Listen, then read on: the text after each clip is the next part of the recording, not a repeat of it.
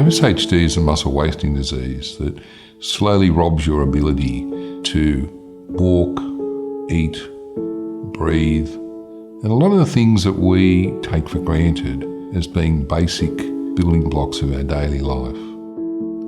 I often refer to FSHD as a slow death. I was not diagnosed until I was 28. My neurologist told me there was no hope, there's no cure. You'll be in a wheelchair before you're 50. Just go home and relax and enjoy life while you can.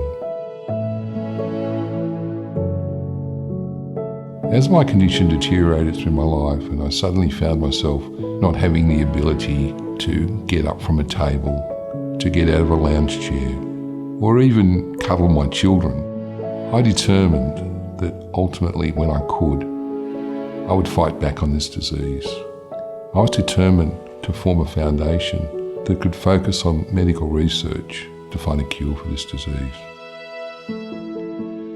My father founded FSHD Global Research Foundation some 10 years ago in, I suppose, a personal journey to fight against the disease that had a hold on him. But over the last 10 years, I don't think any of us expected the journey that we've all been on. We've met some incredible families and individuals living with FSHD, and we've been able to understand how it truly impacts quality of life.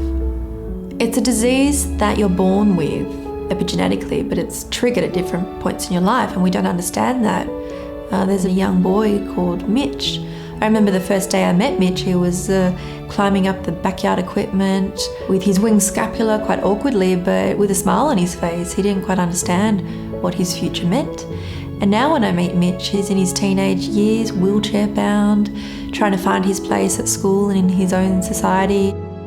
Monica Ellis, one of our founding patrons, she lost the muscles around her torso to the point that she wasn't able to sit, so she spent her whole life living on her stomach on a wheelchair. But I'll never forget, she was the happiest person you've ever met. And you look at her and you think, how can you possibly be happy?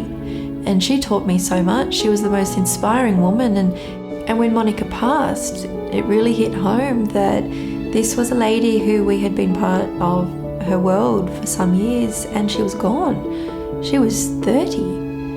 This is a silent disease that kills. It's been a wonderful experience meeting these people to understand their personal struggles, their hope or their desperation. And it's those people and their personal journey that I live with every day. It makes me angry because this disease can be cured. And that's what we are going to do.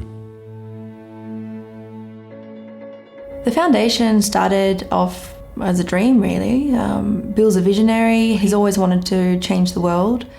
And he was a smart man. He put people around him who were smarter than him. He created teams of scientists and found a way to make FSHD global, larger than him.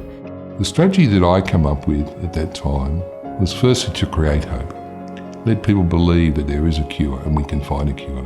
There was very little research in the world that had been undertaken. There'd never been any government funding for research, and very few people knew what this disease was. And what we created over the 10-year period was, I suppose, a global society of organisations who all focus on FSHD working together. And we've been able to get the support of that community thanks to our transparency and our real passion and drive to make sure that we are lean enough internally to put the money where it deserves to be. The FSHD Global Research Foundation operates on a model where 100% of all tax-deductible donations are applied to research.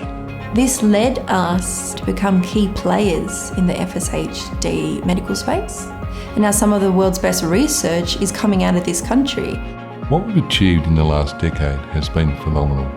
We've been instrumental in funding research that has discovered the cause of this disease. We've created mouse models that contain human FSHD tissue. We also played a critical role in the establishment of the world's first biotech to carry out specific research to find a cure for this disease.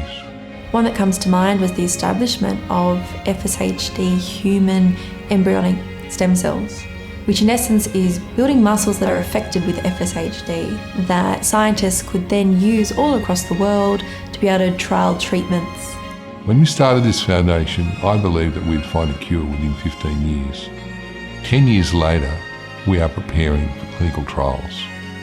We're a multi-award winning foundation, and it's a great feeling.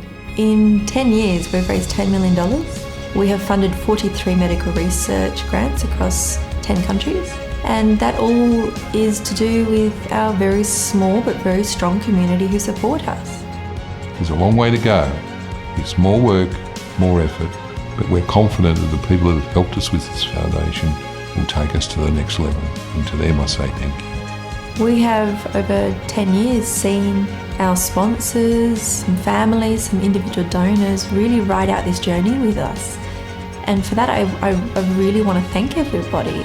It means a lot. It means a lot. I've always believed that you can change the world. With the foundation we've created and the help and the supporters of the people who have been part of that, we will find a cure for FSHD, and we'll change the lives of so many people around the world for the better.